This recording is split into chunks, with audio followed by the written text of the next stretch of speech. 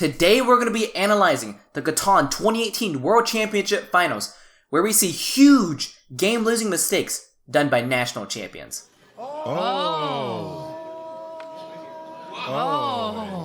Keep watching.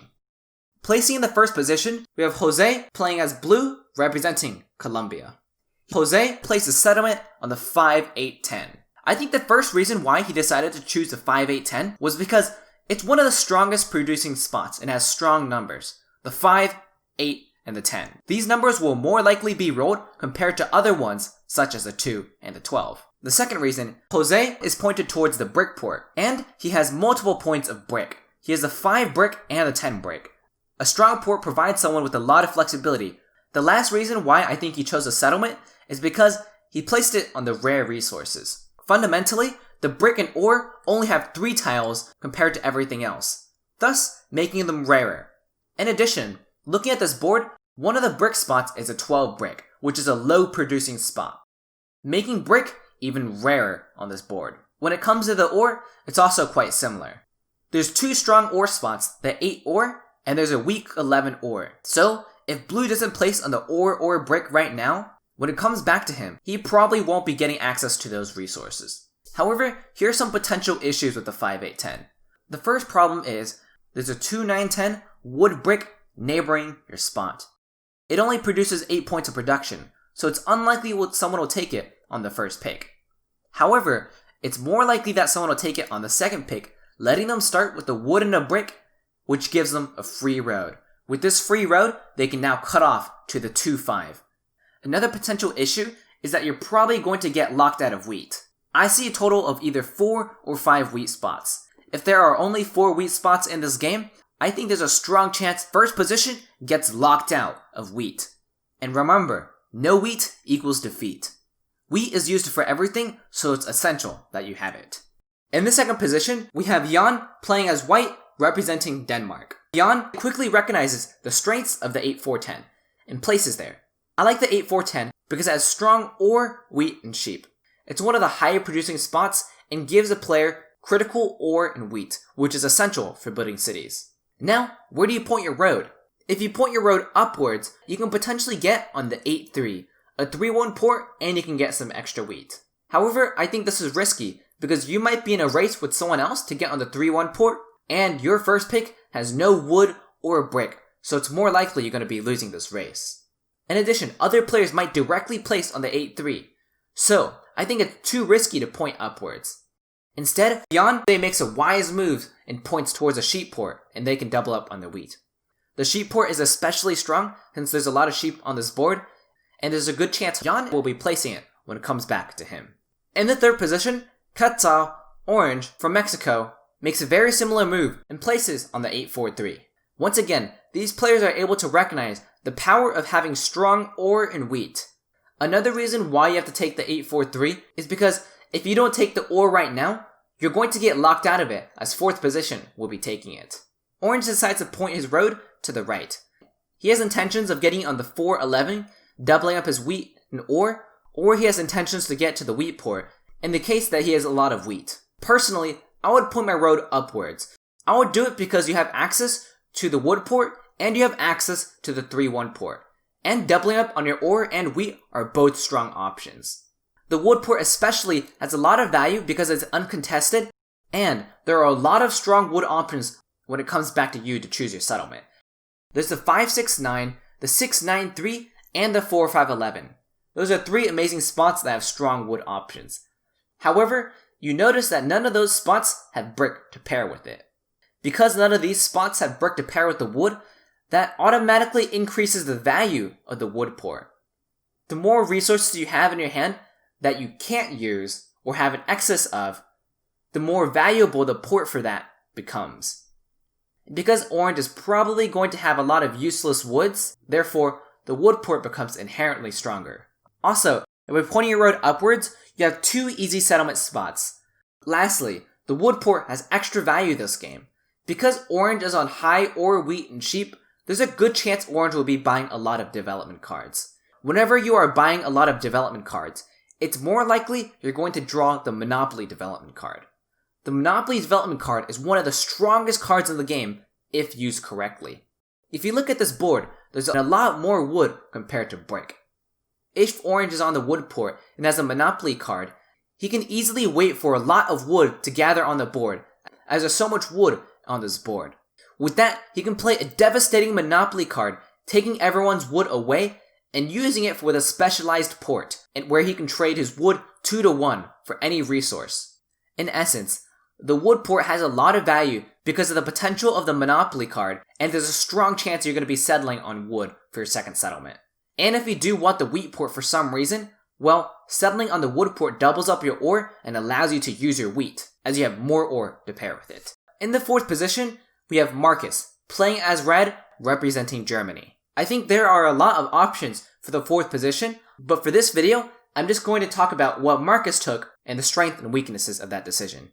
Let me know in the comments below a good 4th position setup that you would take. With that being said, Marcus decides to take the 5-6-9 and the 9-10-11. I think red has some great production, which is good. However, red doesn't have any access to ore, and he doesn't have access to a strong port. On a board where opponents have access to strong ore and wheat, it's essential you have some monster production or a way to get ore yourself. It's also important to note that red passed up on the 2-9-10 wood brick spot. They would start off with the free road in hand, granting them the potential to instantly cut off the first position when it gets to their turn. However, there's a reason why Marcus decided to pass on this option. It's very risky. There are 3 people who go before you that can roll 7s and potentially break your free road. And if your road gets broken at the very beginning of the game, then your opponents can potentially win the race, taking away a critical settlement spot that is essential for your game. Another additional risk for racing for the brick port, if blue places on a wood spot for their second settlement, they would start off with the wood. Then at the beginning of the game, if they rolled a 5 or a 10, they would have a road and build a road before red, winning the race. In addition to that, blue can also roll a 7, being able to activate the robber and steal from red, and having a high chance of breaking the free road. Therefore, it's overall risky to go on the 2-9-10 and race for the brick port. Something I would personally do if I was in Marcus's position is change my 5-6-9 road and point it towards the desert. I would point it towards the desert because there's a strong chance the 10-5 will be open and the 9 would. The 10-5 is a great expansion spot since it allows you to gain more wheat, and it's a 7-point producing spot. Pointing your road right on the 5-6-9 will most likely yield you a settlement on the 9-12, which isn't that great.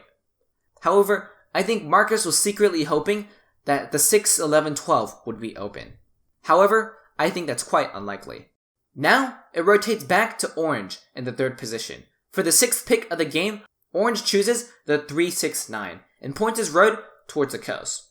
I agree with this decision. By placing on the 3-6-9, you lock the last strong remaining wheat spot that's on the board. Now, blue is locked out of wheat unless they want to place on the coast for the last settlement. And guess what? They have most of the wheat to themselves. Therefore, orange and blue are natural trading partners, since orange has an excess of wheat while blue doesn't have any. So, by doing this defensive placement, it allows you to get more trades. That is quite clever. In addition to that, if you don't want to be trading your opponent's wheat, you point it towards the wheat port on the 11 wheat.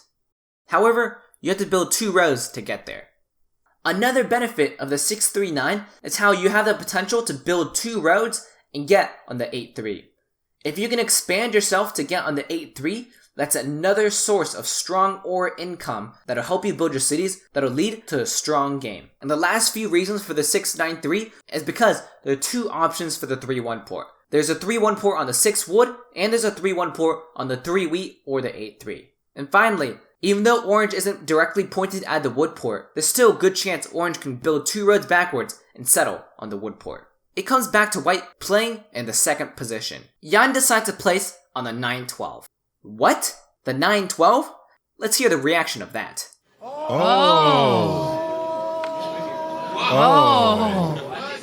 Now, the 9-12 is certainly a surprising pick. I decided to reach out to Jan myself and ask him why he went on the 9-12. Here's what he said to me. I think of it as both a bold and logical move. Jose, blue, should have placed on the 4-5-11, getting a good wood spot and a sure shot for a good wheat. I had a road in the beginning, cutting off Marcus, red, and had a good chance to secure the 6-11-12, Quetzal, orange, who had no brick and almost had no sheep. After getting it on the 6-11-12, I could have built up slowly with a lot of development cards, with the 8 and 11 ore, the 10 wheat, and the 4 and 6 sheep. And as soon as I took the sheep port, I would have the ore port for the 8 and the 11, and the sheep port for the 4 and the 6. I would have almost been unbeatable with the city on the 4-8-10. Now, that's some great reasoning, but let's look at some of the flaws with this plan. The first issue is that entire plan takes a really long time, especially starting out only on a 9-12 that only produces 5 points of production. The second issue I see is once you beat red to the 6-11-12, it's still not guaranteed you'll get that spot. Even though Jan said orange doesn't have any brick and they have low sheep, you'd still be in a race with orange. Jan said it himself that it's most probable that blue will place on the 4-5-11. This makes it so blue doesn't have any wheat. And guess who has all the wheat to trade for bricks and sheeps? That's orange. So, even once you cut off red to the 6-11-12, you're still in a race with orange, and he has strong trade value for his wheats in order to get the materials he needs on the 6-3-11. And if white loses this race to orange, that is very bad for white's game. They're pretty much screwed. So, even though Jan looked ahead and saw that blue would place on the 4-5-11, white needed to look further ahead and predict the trades that would go down this game. If I was in white's position, I would take either the 6-11-12 or the 6-3-11, and my main focus would be getting on the sheep port. Now it rotates back to the last pick of the game, blue. Blue decided to place on the 6-11-12. What? Oh, he took it! I think blue decided to place on the 6-11-12 since it seems like you're putting two people in bad positions and you're getting some of that sheep that you need yourself. However, this is a huge mistake for several reasons. First of all, placing the 6-11-12 doesn't hurt two people, it only hurts one person. It looks like it hurts two people, but only one person will be getting on the 6-11-12. Second of all, blue is hurting the weaker players because white's pick on the 9-12 makes them already very slow. In addition to that, blue already produces ore and they already produce brick.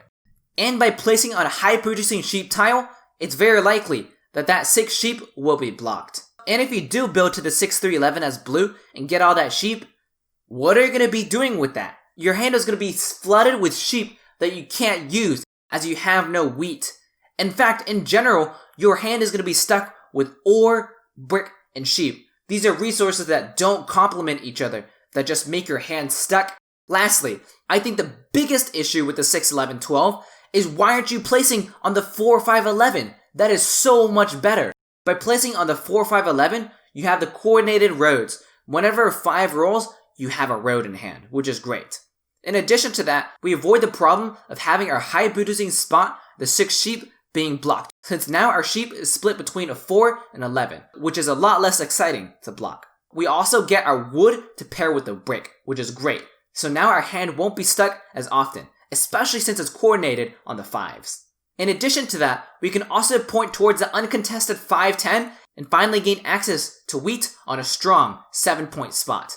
And most importantly, by going on the 4-5-11, you allow your opponents to race, which is good. It's most likely that white will win the race to the 6-11-12. Now the bigger race is between orange and white for the 6-3-11 versus the 6-11-12. If you look at the resources that blue produces versus the resources that people need to win the race, it becomes more clear why it's beneficial to let your opponents race for a spot.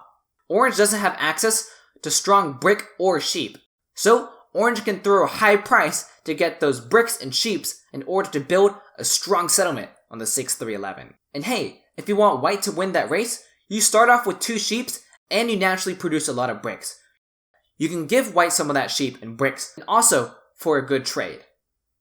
And most importantly, it's beneficial to having your opponents racing each other, because they are robbing each other and not you. In fact, they're going to be trading with you. So not only are you going to get trades at a higher price because they are racing each other, they're also going to be robbing each other at the very beginning of the game. As blue, you're trying to play a game with 3 resources that don't go together and no wheat.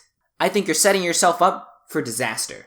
So, I think the 2 huge mistakes done in this World Championship Finals match was the 7th pick of the game placing on the 9-12 and the 8th pick of the game placing on the 6-11-12.